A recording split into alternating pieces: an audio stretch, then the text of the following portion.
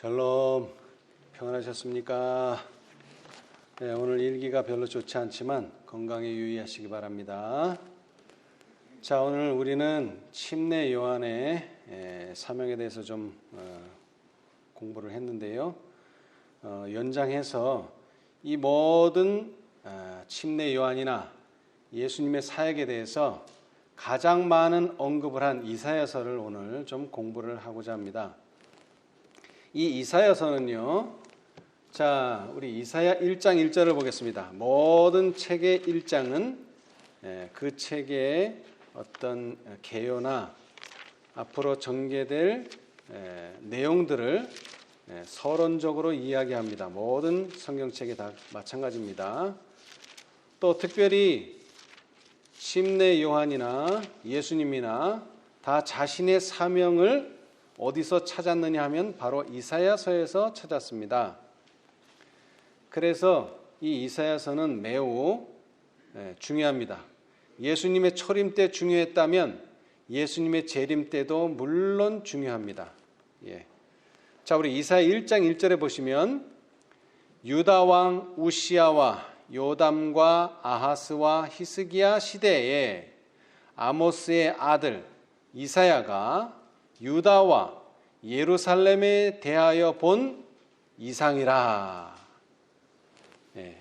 자, 이상이라는 뜻이 뭡니까? 이상. 계시라는 뜻이죠. 앞으로, 현재 또는 앞으로 벌어질 일들에 대한 이야기가 이 이사야서의 주된 내용입니다. 그래서 특별히 이 침례 요한은 자신을 뭐라고 소개했습니까? 자신을 광야에 외치는 자의 소리다. 그런데 그 내용이 바로 이사야서에 나오죠. 자, 그 침례 요한 자신의 말을 좀 들어보겠습니다. 요한복음 1장 22절 23절. 요한복음 1장 22절 23절.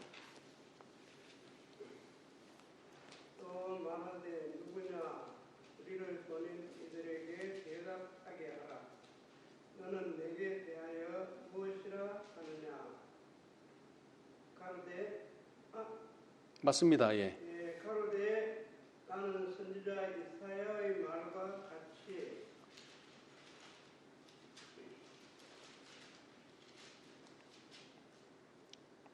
주의 길을 걷게 하려고 광야에서 외치는 자의 소리라 하니라. 아멘. 자, 이 침례 요한은 자신의 사명이 무엇인지를 분명히 알고 있었습니다. 그런데 어떤 말씀을 통해서요, 이사야의 말씀을 통해서 분명히 자신은 광야에서 외치는 자의 소리라라고 분명히 깨닫고 있었어요. 뿐만 아니라 이 침례 요한이 먼저 와서 예수님을 소개했는데요, 이 예수님도 자신이 해야 될 일을 또 소개하시면서 또 이사야서를 인용하십니다. 이번에는 누가복음 4장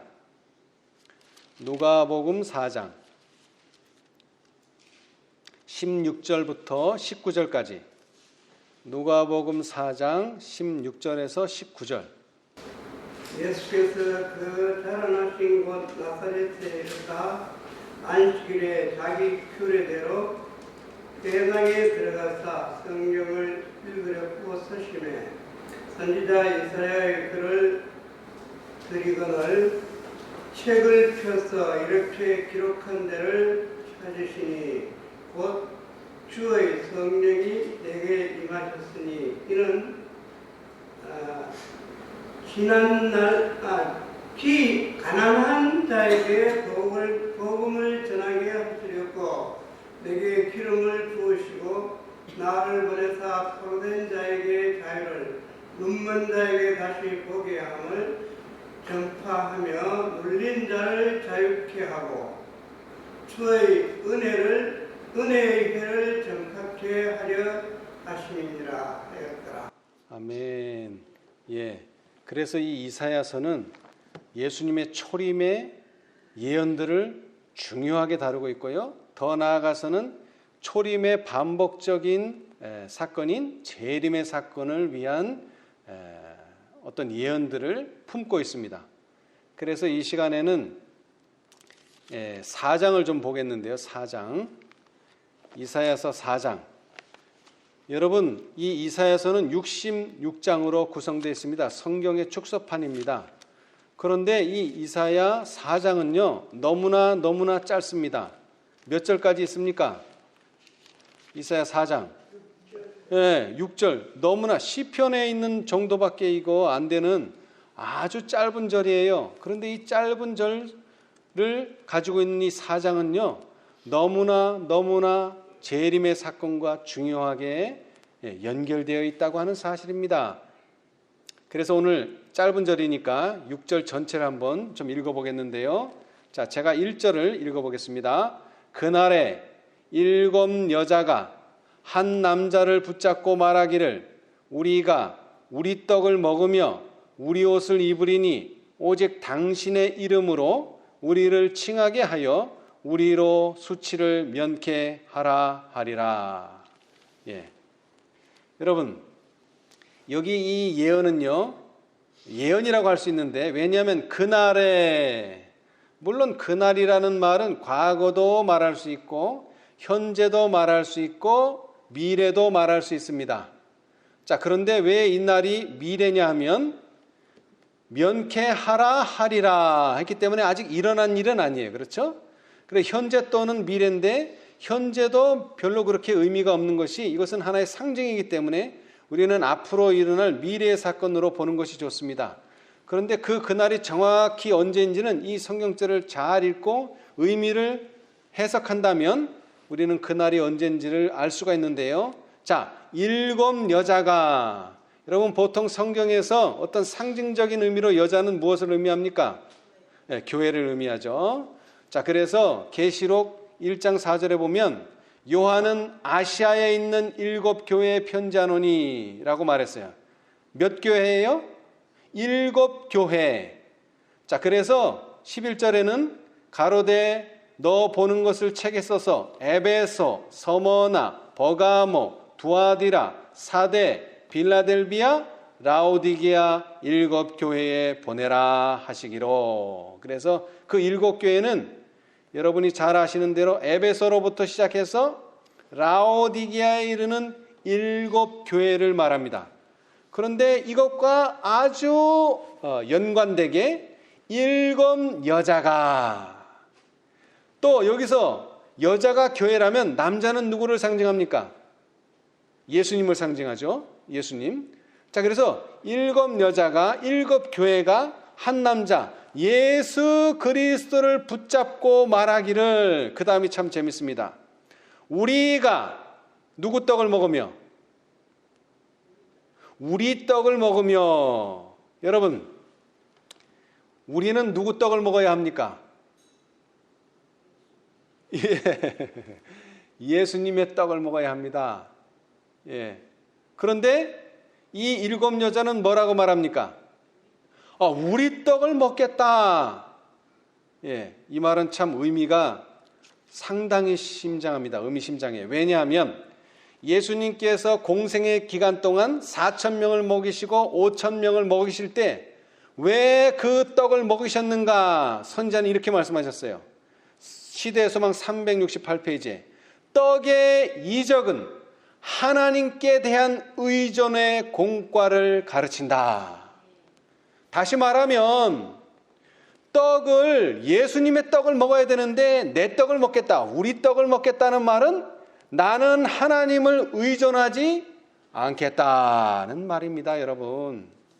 자, 그런데 앞장을 보겠어요. 이사야 3장. 이사야 3장. 여러분, 이사야 3장을 보면은요, 또 하나의 예언이 나옵니다. 3장 1절. 보라, 주 만군의 여호와께서 예루살렘과 유다에 의뢰하며 의지하는 것을 뭐하여 버리시겠다고요? 제하여 버리시되, 곧 그 의뢰하는 모든 무엇과? 양식과. 여기는 양식이라 그랬는데 4장에는 떡이라 그랬죠. 떡을 뭐 하시겠대요? 제하시겠대요. 왜? 사람이 떡만 의지하고 있어요. 떡만. 예수님의 첫 번째 시험이 뭐죠? 떡에 대한 시험이에요. 떡에 대한 40일을 굶으셨기 때문에.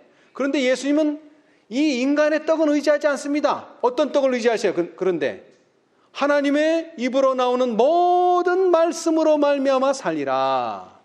그런데 안타깝게도 이 이사야 당시에 유다와 예루살렘은 뭐를 의지했어요? 하나님의 말씀의 떡을 의지한 게 아니라 자기의 떡들을 의지했어요. 자기의 떡을.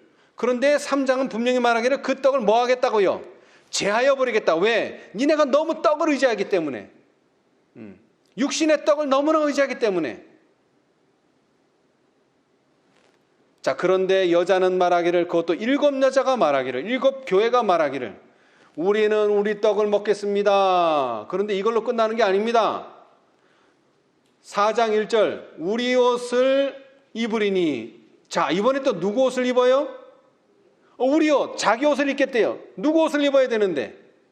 예수 그리스도께서 마련해 놓으신 옷을 입어야 되는데, 이번에도 또 뭐를 의지합니까? 자기 옷을 의지하는 거예요. 자기 옷을. 그러면서 뭐라고 말하느냐? 오직 당신의 이름으로 우리를 칭하게 하여 우리로 수치를 면케하라 하리라. 아멘. 여러분, 옷을 벗으면 어떻게 되죠? 수치스럽죠? 예. 여러분, 이 옷은 이미 에덴 동산에서 주님께서 준비해 주신 옷입니다. 자, 우리 이번에는 다 함께 읽어보겠습니다. 실물교훈 310페이지. 실물교훈 310페이지. 실물교훈. 여러분, 예수님께서 말씀으로 이 세상을 창조하실 때 이미 아담과 하와에게 어떤 옷을 입혀주셨습니까? 흰 두루마리, 흰 두루마기를 입혀주셨어요. 310페이지. 그 내용을 좀 보겠습니다. 310페이지. 자, 310페이지. 자, 순결한, 거기 있죠? 구속의 역사 1133페이지. 우리 김 집사님 한번 큰 소리를 읽어주세요. 순결한 흰 두루마기는 본래 우리의 시조가 거룩한 에덴에 있을 때에 하나님께서 입혀주셨던 것이다. 그들은 하나님의 뜻에 완전히 일치한 생애를 살았고 저희의 모든 애정을 저희 천국께 바쳤던 것이다. 그리하여 아름답고 부드러운 하나님의 빛이 그 거룩한 부를 둘러쌌다.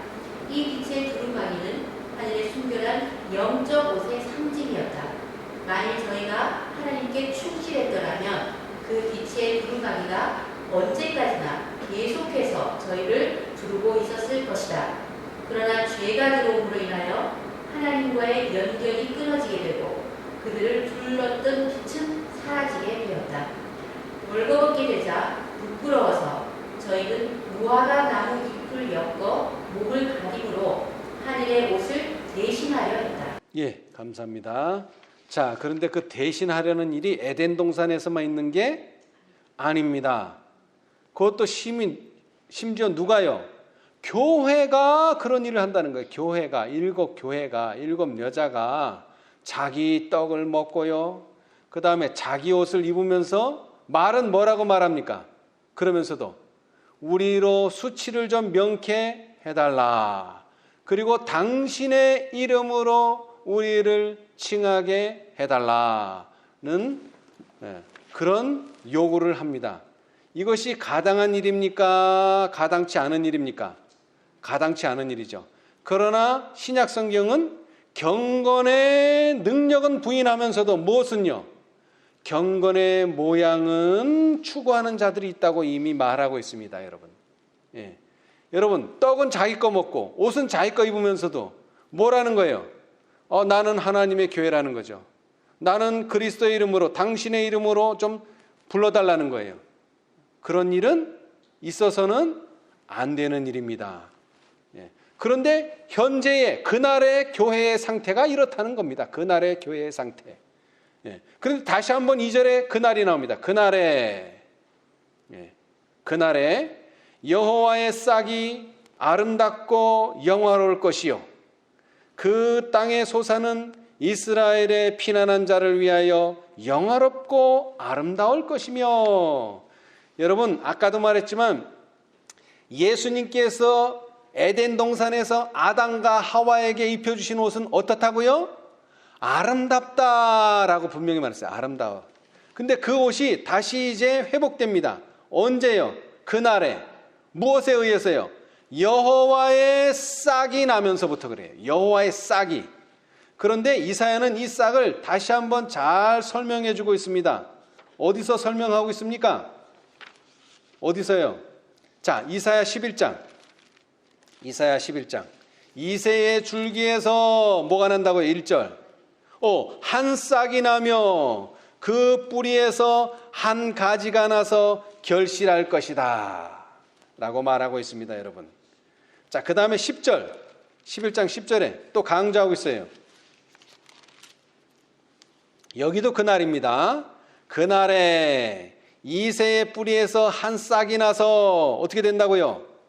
만민의 기허로 설 것이요 열방이 그에게로 돌아오리니 그 거한 곳이 어떻게 된다고요? 영화로우리라. 아멘. 영화로우리라. 자, 그런데 이사야 4장은 2절은요 아름답고 영화롭고, 그죠? 아름답고 영화롭고 아름답게 된다고 얘기하고 있어요. 그날에 여호와의 싹이 아름답고 영화로울 것이며 그 싹이 그냥 싹으로 끝나는 게 아니에요. 자라나서 그 땅에 솟아는 이스라엘의 피난한 자를 위하여 영화롭고 아름다울 것이다. 예. 자, 여러분, 이 교회들이 말입니다. 사실은 하나님의 떡을 먹고 예수님의 떡을 먹고 그 다음에 예수님의 옷을 입으면서 당신의 이름으로 칭해짐으로써 수치를 가려야 되는데 자기의 떡을 먹고 자기의 옷을 입으면서도 뭐를 명쾌해달라고요? 수치를 명쾌해달라는 한마디로 라오디게아 상태에 빠져 있습니다. 여러분, 라오디게아 상태는 사실 벗어나야 될 상태긴 하지만 많은 사람들이 치료를 잘못해가지고요 수치를 면하게 해달라고는 하는데 계속 뭐를 주장해요? 내 떡을 먹겠다, 내 옷을 입겠다고 주장하면서도 라오디게아 상태를 고치려고 그래요. 그거 고쳐지지 않습니다. 예. 그리고 그것은 치료제이기도 하지 않고요. 예. 자, 그런데 특별히 이 옷의 문제는 상당히 중요합니다. 왜냐하면 그것은 수치를 드러내기 때문에 그렇습니다. 수치. 그래서 이 예복에 대한 비유에 보면 이 옷에 대해서는요 에덴 동산에서 아담과 하와에게 옷을 입혀주셨지만 뿐만 아니라 예수님께서 오셔서 혼인잔치의 비유를 통해서 예복을 준비하셨다는 것을 잘 설명하고 있어요. 거기에도 보면 친구라는 단어가 나옵니다. 친구여, 어찌하여 예복을 입지 않고 여기 들어왔느냐 하니 저가 유구 무언이언을 마태복음 22장 12절 친구라고 표현했어요. 친구. 자, 그리고요 이 공과는 매우 중요하다. 선지자는 그렇게 말했어요. 실물교원 307페이지에 예복에 대한 비유는 가장 중요한 공과를 우리에게 가르쳐 준다. 혼인으로서 인성과 신성의 연합이 표상되었으며 예복은 혼인잔치에 참석할 자들이 마땅히 갖추어야 할 합당한 품성을 표상한다. 예, 그래서 중요합니다. 자, 그런데 또 중요한 것이 310페이지의 실물교훈 비유 가운데 예복은 그리스도의 참된 제자들이 갖추어야 할 순결하고 흠이 없는 품성을 표상한다. 교회에게 빛나고 깨끗한 세마포를 입고 티나 주름 잡힌 것이나 이런 것들이 없는 품성을 얻게 하기 위하여 교회에게 이것이 주어졌다. 여러분, 이 옷을 누구한테 줬다고요? 교회에게, 여자에게 줬는데 여자는 그 옷 안 입고 자기 옷 입으면서 나는 교회라고 좀 불러다오. 이걸 하고 있다는 거예요. 참으로 심각한 상태죠. 예, 심각한 상태예요. 예, 더 나아가서 이 예복을 입지 않은 혼인잔치에 비유해 보면 315페이지에 예복을 입지 않고 혼인잔치에 참석한 사람은 오늘날 이 세상을 사는 많은 사람의 상태를 나타낸다. 그들은 그리스도인이라고 공언하면서 복음의 축복과 특권을 요구한다. 그러나 실상은 그들의 품성의 변화에 필요를 느끼지는 않는다. 이게 문제예요. 예. 그러니까 옷을 요구하지 않는다는 것은 뭐냐면 품성의 변화를 느끼지를 않아요. 그저 나는 그리스도인으로서 복을 주십시오, 특권을 주십시오, 이것만 요구하고 있다는 거예요. 예. 그래서 결국 라오디게아 교회의 기별이 뭐예요? 흰옷을 사서 입어 벌거벗은 수치를 보이지 않게 하라는 것입니다. 예. 그래서 증언의 말씀에 보니까 명목상이라는 말이 많이 나와요. 명목상. 이름만 그리스도인이에요. 이름만. 실제는 아닌데. 하나님의 편에 굳게 선 이 소수의 그리스도인들은 주님의 안목으로 볼 때 그리스도의 이름을 지니고 있으면서 그의 사업에는 겁을 내고 물러서는 온 세상 인구의 절반에 해당하는 명목상 신자들보다 더 귀한 존재들이었다. 여러분, 세상 절반이 뭐라고요? 명목상 신자라는 거예요. 명목상 신자, 세상 절반이. 자, 그 다음에 나는 유대인들 225페이지. 자, 그 다음에 초기 문집 260페이지는 나는 유대인들이 예수를 십자가에 못 박았듯이 명목상의 교회들이 이 기별들을 못 박아 버린 것을 보았다. 예. 이 기별들은 뭘 말할까요? 세 천사의 기별입니다. 이 기별들, 재림의 기별들을 못 박아 버렸어요. 누가요? 명목상의 교회들. 나는 하나님께서 명목상의 재림 신도들과 타락한 교회들 가운데 당신의 성실한 자녀들을 가지고 계신 것을 보았다. 초기문집 261페이지. 이렇게 명목상의 신자들, 명목상의 교회들, 명목상의 재림 신도들이 왜 나타납니까? 자기 떡을 먹고 자기 옷을 입기 때문에 그래요. 다시 말하면 우리는 예수님의 떡을 먹어야 하고 우리는 예수님의 옷을 입어야 합니다.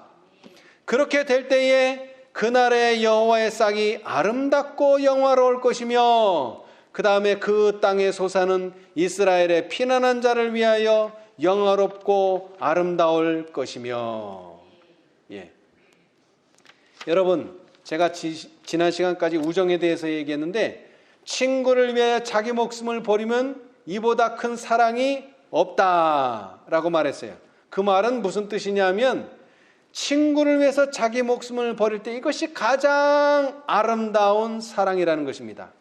예. 죄 없는 분이 나무에 달려 저주를 당하셨으나 이것은 친구를 위한 가장 아름다운 사랑입니다. 그렇죠? 예. 그래서 예수님께서는 그들의 열매로 그들을 알지니라 라고 말씀하실 때 좋은 나무는 어떤 열매를 맺을까요? 아름다운 열매를 맺는다 라고 말하고 있어요. 아름다운 열매. 그런데 이 아름다운 열매는요, 아름다운 열매로 끝나는 게 아니라 영화로운 열매가 될 것입니다. 이것이 영광의 왕국에서 벌어질 일이에요. 자, 그래서 이사야서를 보겠어요. 이사야서 예, 28장 5절. 이사야서 28장 5절. 누가 한번 찾으셨으면 읽어보세요. 이사야서 28장 5절.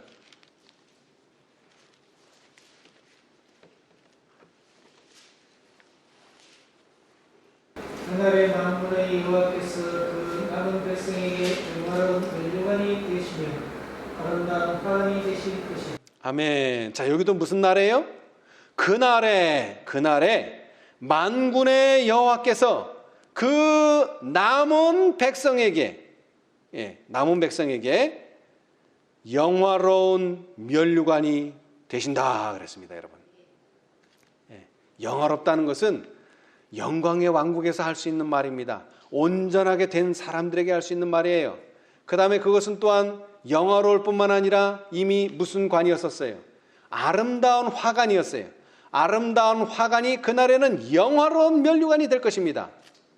여러분, 예수님께서 십자가에 돌아가셨는데 그 십자가에 돌아가심 이후에 14만 4천인의 이마에는 뭐가 쓰여집니까? 자, 14장 1절 누가 한번 읽어보세요. 계시록 14장 1절. 거기에는 2개의 이름이 쓰여져 있어요. 예, 맞습니다. 또 내가 보니 어린 양이 시온산에 섰고 그와 함께 14만 4천이 섰는데 그 이마에는 첫 번째 누구의 이름? 어린 양의 이름, 십자가에서 성취하신 그 어린 양의 이름이 새겨지고요. 그 다음에는요, 그 아버지의 이름을 쓴 것이 있도다. 그런 사람들은 영화로운 면류관을 받은 사람들입니다. 영화로운 면류관. 자, 여러분 잘 기억하세요. 이 아름다움과 영화로움은 다음 절 이사야 4장 3절에 거룩함과 연결되고요. 그 다음에 이것은요 또 4절에 가서는 심판과 청결과도 연결됩니다. 심판과 청결. 예. 자, 우리 이제 3절로 가보겠어요. 이사야 4장 3절. 이사야 4장 3절. 시온에 남아있는 자. 여기도 그렇죠? 아무나 면류관, 영화로운 면류관 주는 거 아니야. 남은 자에게 주는 거예요. 시온에 남아있는 자, 예루살렘에 머물러 있는 자, 곧 예루살렘에 있어 생존한 자 중 농명된 모든 사람은 거룩하다 칭함을 얻으리니. 여러분, 뭐라고 칭함을 얻는다고요? 거룩하다. 이 거룩하다는 것은요 의미가 있는데요. 자, 여러분, 성소에서 드려지는 모든 것들, 성소 기물을 포함해서 다 뭐하다고 표현됩니까? 거룩하다고 표현됩니다. 이 거룩하다는 뜻은 신성하다, 물론 그런 뜻도 있지만 구별되었다는 뜻이 있어요. 구별되면은 거룩하고, 거룩한 것이 신성한 것입니다. 예. 자, 그런데 이 거룩하다는 표현을 정말로 우리가 쓸 수 있는 곳은, 자, 계시록 22장 11절. 구속의 경륜이 완전히 맞춰지고 마지막 시대에 은혜의 시기가 끝나게 되면 예수님이 뭐라고 말씀하십니까? 이 말씀하시죠? 계시록 22장 11절. 누가 한번 큰 소리 읽어보세요. 불의를 하는 자는 그대로 불의를 하고 더러운 자는 그대로 더럽고 의로운 자는 그대로 의를 행하고 거룩한 자는 그대로 거룩되게 하라. 아멘. 자, 여러분 여기 네 사람이 나옵니다. 어떤 사람이요? 첫 번째, 불의를 하는 자. 두 번째는 더러운 자. 세 번째는 의로운 자. 네 번째는 거룩한 자입니다. 결국. 자, 그런데 이것은요 은혜의 시기가 마치면서 예수님께서 하시는 선언인데요, 이 선언은 결국 구속의 경륜으로 말미암아 구원 얻은 무리는 두 무리입니다. 헤아릴 수 없는 무리와 14만 4천인입니다. 그렇죠? 그 헤아릴 수 없는 무리에 들어간 자를 우리는 의로운 자라 칭합니다. 의로운 자. 자, 그런데 마지막 은혜의 시기가 끝나면요, 예수님 오시기 직전에 어떤 자가 나타나요? 거룩한 자가 나타납니다. 거룩한 자. 왜 거룩한 자냐면 이 사람들은 죄가 완전히 도말되고 살아서 예수님을 맞이하는 자들이기 때문에 거룩한 자입니다. 그런데 의로운 자가 되지 못한 자가 불의한 자고요, 거룩한 자가 되지 못한 자가 더러운 자입니다. 그러니까 두 가지의 구원에 모두 해당되는 자와 두 가지의 구원에 모두 해당되지 않는 자를 나누면 네 부류의 사람이 나온다 이것입니다. 그러면서 하나님의 사업이 끝나는 거예요. 그런데 특별히 시온에 남아있는 자, 예루살렘에 머물러 있는 자, 예루살렘에 있어 생존한 자 중에서도 농명된 모든 사람은 바로 14만 4천인을 가리킵니다. 왜냐하면 물론 농명됐다는 것은 생명책에 기록됐다는 의미도 있지만 에스겔 9장에 보면 6사람이 나오는데 한 사람만 달라요. 6사람은 살육하는 기계를 가졌지만 한 사람은 뭘 가졌어요? 먹그릇을 차고 있어요. 먹그릇. 뭐 하려고요? 농명하려고, 기록하려고요. 뭐를 기록하려고요? 이마에 표하려고 기다리고 있는 거예요. 그래서 여기 농명된 사람들은 거룩하다 칭한다는 뜻은 14만 4천인의 계수에 속한다, 그런 뜻입니다. 그 일을 셋째 천사가 합니다. 초기문제 118페이지. 나는 그때 셋째 천사를 보았다. 나를 수행하는 천사가 말했다. 그의 사업과 사명은 두렵고 놀라운 것이다. 그는 곡식을 가라지에서 모해서 분리해서, 왜 분리해야 돼요? 거룩하다는 게 뭐라고요? 구별했다는 거예요.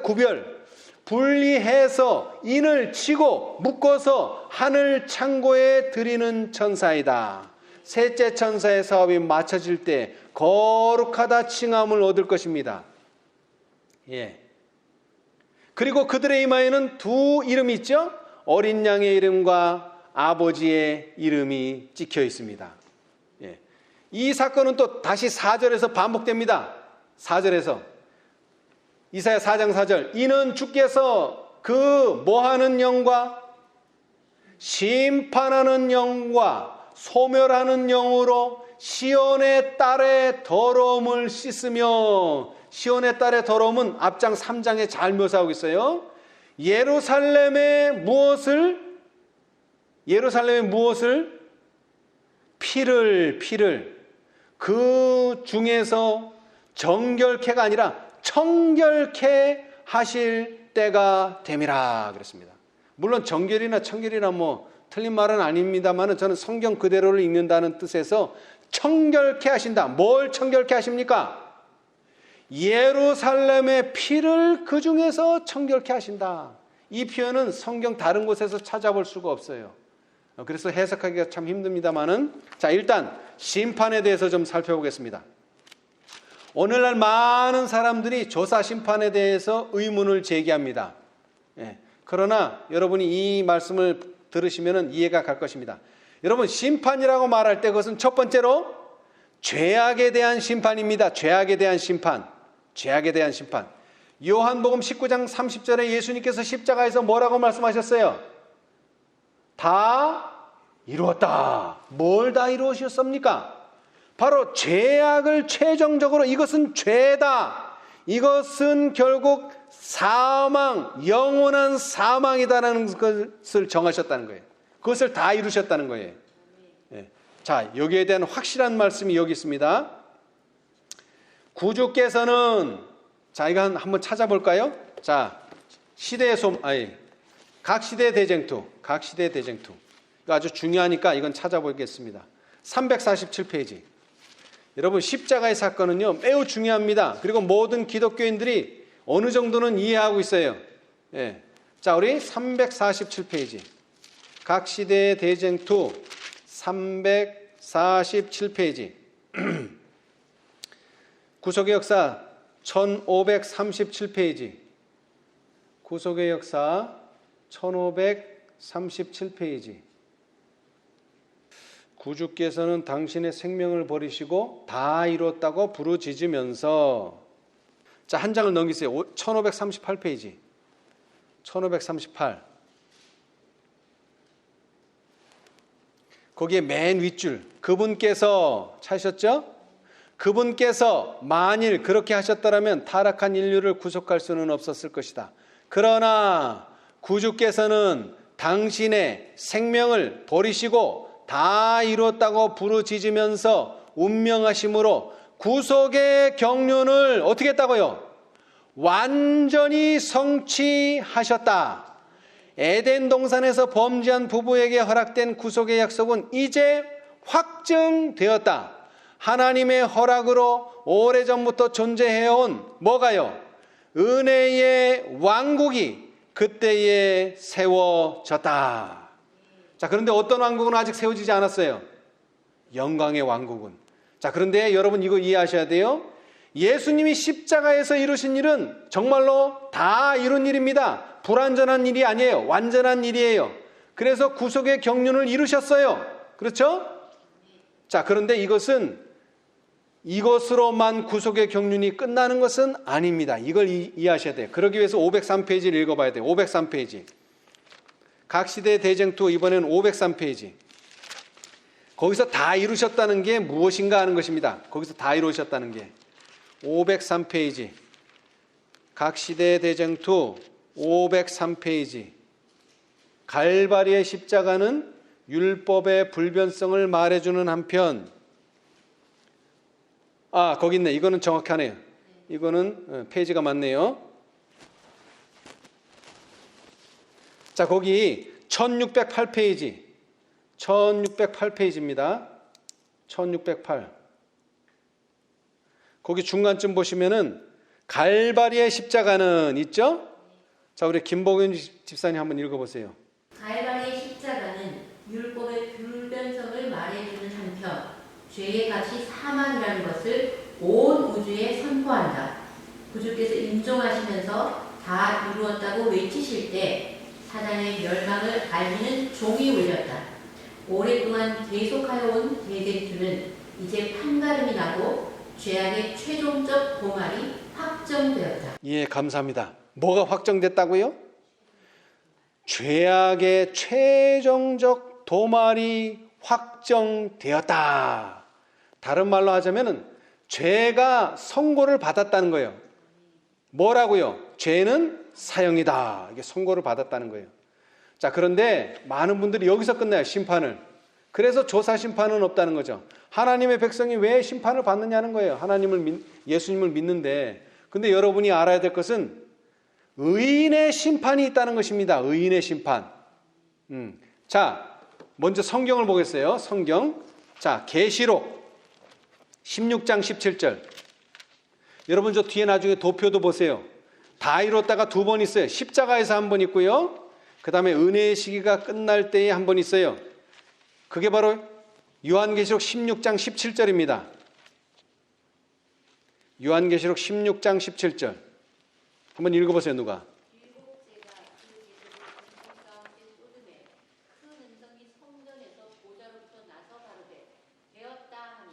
예, 맞습니다. 뭐라고요? 되었다.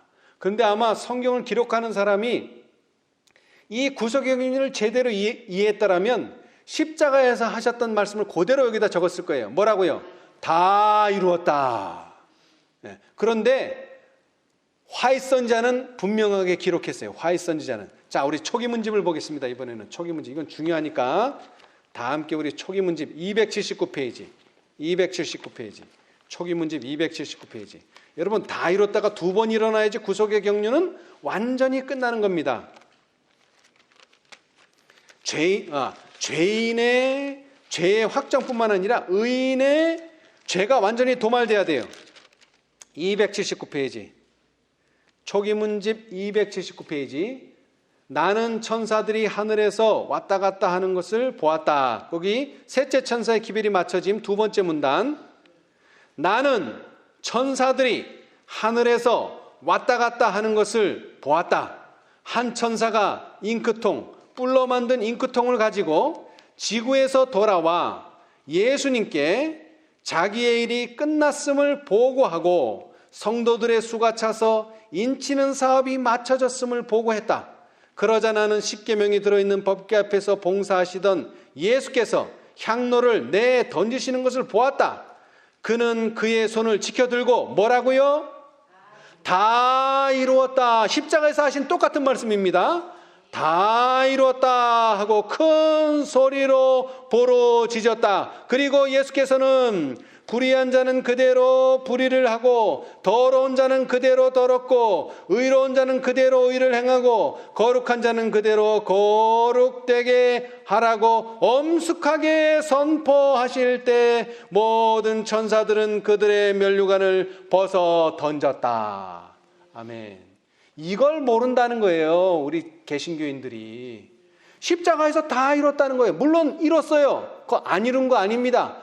그러나 그것은 악인의 죄가 확정된 것에 불과하고 의인이 의롭게 됐다는 것을 인정하는 것이 바로 두 번째 지성소에서의 예수님의 사업의 완결인데, 그 완결은 셋째 천사가 다 찼습니다. 성도들의 수가 다 찼습니다. 인치는 사업이 끝났습니다는 보고가 있어야 돼요. 그러면 그제서야 이제 예수님께서 하늘에서 다 이루었다. 그래야지 끝나는 것입니다. 특별히 그 보고하는 천사를 한 천사가 잉크통, 뿔로 만든 잉크통이라 그러는데 이 성경절은, 이것에 관련된 성경절은 에스겔 9장에밖에는 안 나와요. 에스겔 9장. 내가 본즉 6사람이 북향한 윗문길로 쫓아오는데 각 사람의 손에 살육하는 기계를 잡았고 그 중에 한 사람은 가는 베옷을 입고 허리에 서기관에 먹그릇을 찼더라. 뭐 하려고 먹그릇을 찼어요? 인치려고. 그들이 들어와서 놋제단 곁에 서더라. 예, 제단에 섰다는 거예요. 하늘 성소 제단에. 예. 자, 다시 말하지만 이것은 오늘 과정 공부에서도 반복됩니다. 시대소망 108페이지. 야곱은 에서에 대한 그의 행동 가운데서 큰 죄를 범하였다. 그러나 그는 회개하였다. 그의 범죄는 이미 용서를 받았고 그의 죄는 씻음을 받았어요. 근데 아직 뭐가 안 됐어요? 그렇게 됐다는 확정이 없었어요. 그러다가 언제예요?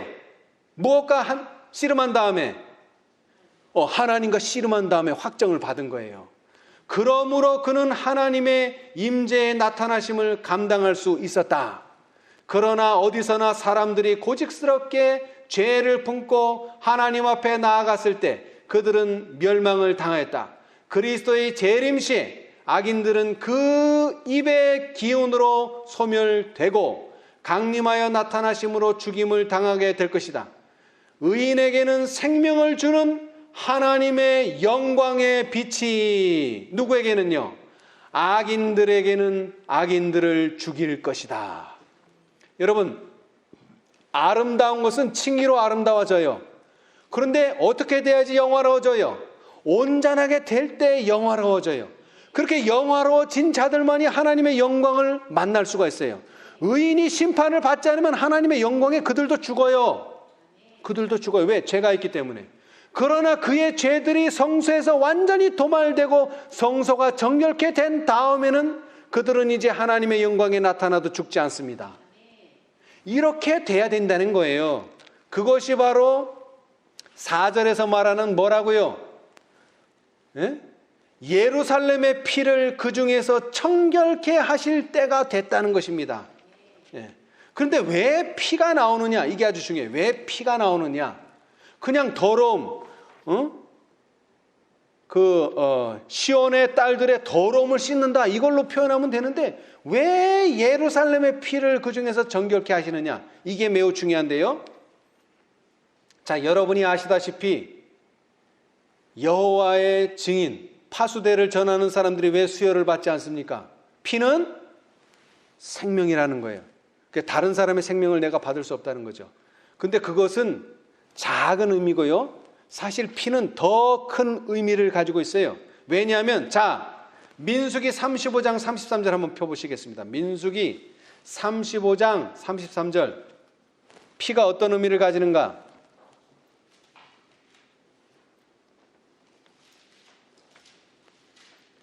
여러분, 피는 어떤 의미를 가집니까? 민수기 35장 33절. 예.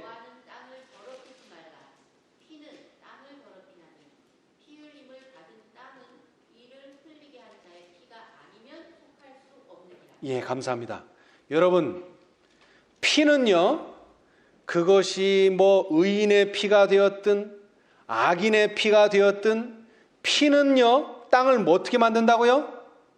더럽게 만듭니다, 여러분. 피는 땅을 더럽게 만들어요. 예. 그런데 이 피가요, 어떤 의미가 있느냐면 사실 다윗이 모든 것을 준비해 놨어요. 자, 성소를 만들 모든 금, 은, 보석 다 준비해 놨어요. 그 다음에 성소 제도를 할 수 있는 제사장들의 24반열, 문지기, 찬양대 다 조직해 놨어요. 그런데 다윗은 뭐 할 수 없어요? 성소를 지을 수 없어요. 왜요? 다윗은 피를 흘렸기 때문에 그렇습니다, 여러분. 그런데 다윗이 왜 전쟁했습니까? 자기를 드러내려고 전쟁하지 않았습니다. 하나님의 영광을 위해서 전쟁을 하긴 했지만 결국 어떻게 되었든지 간에 피를 흘렸기 때문에 땅을 더럽혔어요. 그래서 다윗은 성전을 지을 수 없습니다. 자격이 안 돼요. 그런데 이 시온과 예루살렘도요, 피로써 건축됐다는 것이 선지자의 말씀입니다. 자, 미가서 3장 10절. 자, 미가서 3장 10절 한번 읽어보세요. 미가서 3장 10절. 이스라엘이 얼마나 불법적인 일을 했는가? 시온을 피로 예루살렘을 죄악으로 건축하는도다. 아멘. 여러분, 원래 하나님의 뜻은요, 의로운 손으로 성전을 짓는 것입니다. 그런데 이 예루살렘이요, 이 이스라엘이요, 손에 피를 가득 묻히고서 시온을 건설하고 예루살렘을 건축했어요. 그 말이 무슨 뜻이냐면, 자, 시편 79편 3절입니다. 시편 79편 3절. 그 말이 무슨 뜻이냐? 시편 79편 3절. 한번 읽어보세요. 그들의 피를 예루살렘 사면에 물같이 흘렸으며 그들을 매장하는 자가 없었나이다. 예, 감사합니다. 이것은요, 예언도 아니고요, 실제적인 사건을 묘사한 것입니다. 어떤 사건이냐면 므낫세 시대에 벌어진 사건입니다. 자, 우리 이건 한번 중요하니까 보겠습니다. 선지자와 왕, 예루살렘과 그 피에 대한 이야기입니다. 381, 382페이지. 선지자와 왕 381, 382페이지. 므낫세와 요시야장인데요. 므낫세가 그 일을 했거든요. 자, 첫 번째 문단. 제32장 시작. 자, 다 찾으셨습니까? 자, 우리 큰 소리로 한 문단을 읽어주세요. 히스기야의 시대 전반에 걸쳐 번영을 누렸던 유대 나라는 오랜 세월에 걸친 므낫세의 악한 통치로 인하여 또다시 타락하게 되었고 이교 신앙이 되살아나서 많은 백성들이 우상 숭배에 빠져들었다. 유다와 예루살렘 거민이 므낫세의 꾀임을 받고 악을 행한 것이 열방보다 더욱 심하였다. 미신과 오류의 흑암이 전 세대의 영광스러운 빛을 뒤따랐고 엄청난 죄악들이 돋아나 성행하였다. 학정과 압박과 손을 미워하는 일이 나타났으며 공의가 악을 후회고 강포가 만연하였다. 자, 그 다음에 제가 읽겠습니다. 자, 그러나 이런 악한 시대에도 하나님과 정의를 위한 누구들이? 증인들이 없지는 않았다. 유다가 히스기야의 통치 기간에 안전히 통과한 쓰라린 경험들이 많은 사람의 마음에 굳센 품성을 개발시켜서 만연하는 죄악에 대한 방파제가 되었다. 진리와 의를 위한 그들의 증언은 권자에 있던 므낫세와 그의 보좌관의 분노를 일으켰다. 여러분 잘 들으세요. 므낫세 시대에 죄악이 아주 만연했어요. 그런데 그 죄악을 보고 있지 않는 사람들이 있었는데 그것을 화해선자는 증인이라 그랬어요. 언제부터 증인입니까? 므낫세의 아버지 히스기야 왕 때 이 사람들은 품성이 개발되어 있었어요. 셋째 천사의 기별로 이 사람들은 품성이 개발되어 있었어요. 그런데 넷째 사자 천사의 시대가 되었는데도 므낫세가 계속 악행을 행하니까 어떻게 했어요? 계속 바른 소리를 하니까 이 므낫세와 그의 보좌관들이 분노해서 결국 그들은 모든 반대하는 소리를 침묵시킴으로 그들의 악행을 강화하고자 노력하였다. 그 말이 뭐예요? 죽여버렸다는 뜻입니다. 여러분, 죽여버렸다. 침묵시켰다는 것은, 여러분, 예수님께서 왜 십자가에 돌아가셨어요? 예수님의 그 고든 증언, 바른 증언을 침묵시키기 위해서.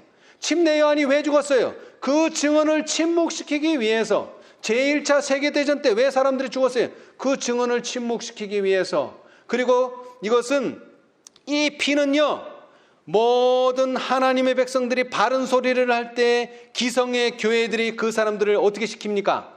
출교시킬 때에 피가 나는 겁니다. 므낫세가 무지한 자의 피를 심히 많이 흘려 예루살렘이 이 가에서 저 가까지 가득하게 하였다. 예. 자, 그래서 예루살렘에 뭐가 흥건하게 됐어요? 피가 흥건하게 된 거예요. 그래서 이사야 4장을 다시 읽어보겠어요. 4장 4절. 이는 주께서 그 심판하는 영과 소멸하는 영으로 시온의 딸들의 더러움을 씻을 뿐만 아니라 예루살렘의 바른 증언을 하는 사람들을 침묵시키고 출교시키고 피를 흘려서 그 중에서 피로 말미암아 땅이 더러워졌을 때 청결케 하실 때가 됨이라. 5절 이사야 4장 5절. 여호와께서 그 거하시는 온 시온산과 모든 지폐 위에 낮이면 구름과 연기, 밤이면 화염의 빛을 만드시고 그 모든 영광 위에 천막을 덮으실 것이며, 또 천막이 있어서 낮에는 더위를 피하는 그늘을 지으며 또 풍우를 피하여 숨는 곳이 되리라. 아멘. 자, 그런데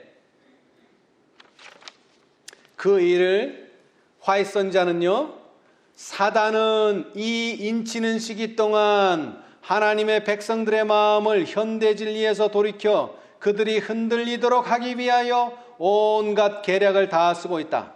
나는 하나님께서 환난의 때에 당신의 백성들을 지키기 위하여 그들을 덮어 씌울 무엇을요?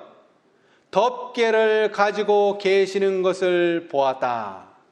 진리편에 서서 마음을 순결하게 보존한 영혼에게 전능자의 보호막이 씌워질 것이다. 아멘. 사단은 이것을 알고 할 수만 있으면 사람들의 마음을 진리에서, 특별히 어떤 진리? 현대 진리, 인치는 진리에서 떠나게 해서 흔들리게 하려고 온 힘을 기울여 일하고 있다. 초기문집 43페이지. 여러분, 이 장막은요, 결국 세 번째로 예수님께서 이 세상에 오실 때에 내가 내 장막을 너희 중에 세우리니, 이거 어디서 하신 말씀입니까? 성소 지을 때 하신 말씀이에요. 자, 우리 한번 레위기서를 보겠습니다. 레위기서 26장 11, 12절. 여러분, 그때는 그림자 성막이었어요. 그죠? 레위기 26장 11, 12절. 레위기서 26장 11, 12절.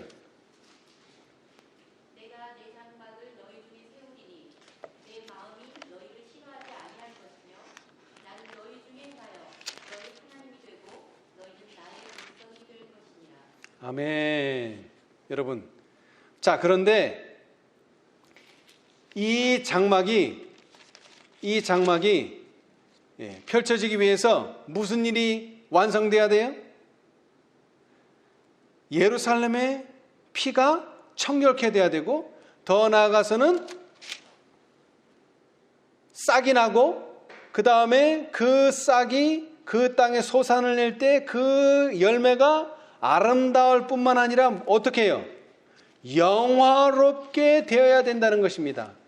의인의 심판이 완전히 일어나야 돼요. 예.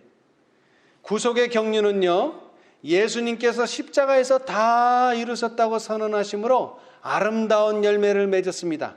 그러나 이것은 아직 영화로운 열매는 아닙니다. 이것이 구속의 경륜의 전부는 아닙니다. 예수님은 땅에서의 사역을 십자가에서 끝내셨지만 이제 아직 하늘의 사역이 끝나지 않았습니다. 그것이 바로 무엇입니까? 예수님께서 대제사장으로서 하늘 지성소에서 중보하고 계시는데, 그 이유는 한 천사가 뿔로 만든 잉크통을 가지고 지구에서 돌아와 예수님께 자기의 일이 끝났음을 보고하고 성도들의 수가 차서 인치는 사업이 마쳤음을 보고했다. 그러자 나는 십계명이 들어있는 법궤 앞에서 봉사하시던 예수께서 향로를 내 던지시는 것을 보았다. 그는 그의 손을 치켜들고 다 이루었다 하고 큰 소리로 부르짖었다. 초기문집 279페이지. 여러분, 오늘 우리는 이 일에 예수님과 동역자가 되시기를 바랍니다. 그래서 우리가 바라는 아름답고 영화로운 소산을 경험하는 여러분과 제가 되기를 간절히 바라면서 오늘 말씀 마치겠습니다. 감사합니다. 하늘에 계신 감사하신 주의 아버지, 예수님의 오심을 위하여 예수님의 오심을 준비하도록 침례 요한을 보내주셨사오니 감사합니다. 그에게 합당한 열매를 맺음으로 예수님을 감당할 수 있게 준비시켜 주셨사오니 감사합니다. 주님 도와주셔서 오늘날 우리에게 주어진 이 계시록 14장의 기별과 18장의 기별을 통하여 주님의 다시 오심을 준비할 수 있는 저희 모두가 될 수 있도록 축복하여 주시옵소서. 그에게 합당한 열매를 맺을 수 있도록 주님 도와주시옵소서. 이스라엘의 죄, 시온의 딸들의 더러움을 씻기 위하여 당신의 물과 피를 흘려주셨사오니 감사합니다.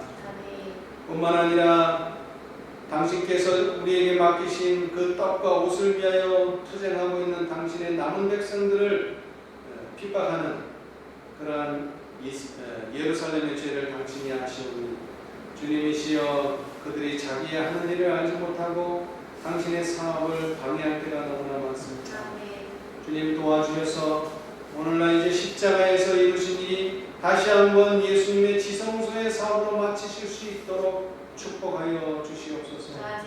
주님께서 새 천사를 보내셔서 계수하고 계시오니 그 천사와 협력할 수 있도록 도와주시고 특별히 이 일을 협력하는 계시록 18장 천사와 협력할 수 있도록 축복하여 주시옵소서. 우리의 죄를 당신 발 앞에 내려놓사오니 이제 우리 모든 죄들을 동원하여 주시고 우리를 당신의 농명책에 농명하실 뿐만 아니라 저희의 이마에 우리 예수님의 어린 양의 이름과 그 아버지의 이름이 새겨질 수 있도록 축복하여 주시옵소서. 그리고 이 사업을 협력함으로 말미암아 당신의 오심을 촉진하는 우리 모두가 되도록 축복하여 주시옵소서. 그러기 위하여 우리가 당신의 떡을 먹기를 원합니다. 말씀으로 저희 모두를 축복하여 주시고 우리가 당신의 준비한 예복을 입기를 원합니다. 우리의 있는 그대로 나왔사니 우리의 더러운 옷을 벗기시고 당신의 아름다운 옷으로 입혀 주시옵소서. 또 특별히 우리와 함께하지 못한 당신의 자녀들 있는 처소에서 함께해 주시고 또 건강치 못한 당신의 자녀들 함께하셔서 이 모든 것으로부터 자유롭게 하시고 그들을 아름답게 하시고 그들을 영화롭게 하시겠다는 약속에 우리 모두 다 함께 참여할 수 있도록 축복하여 주시옵소서. 이 모든 것을 감사하며 예수님의 이름으로 기도하옵나이다. 아멘.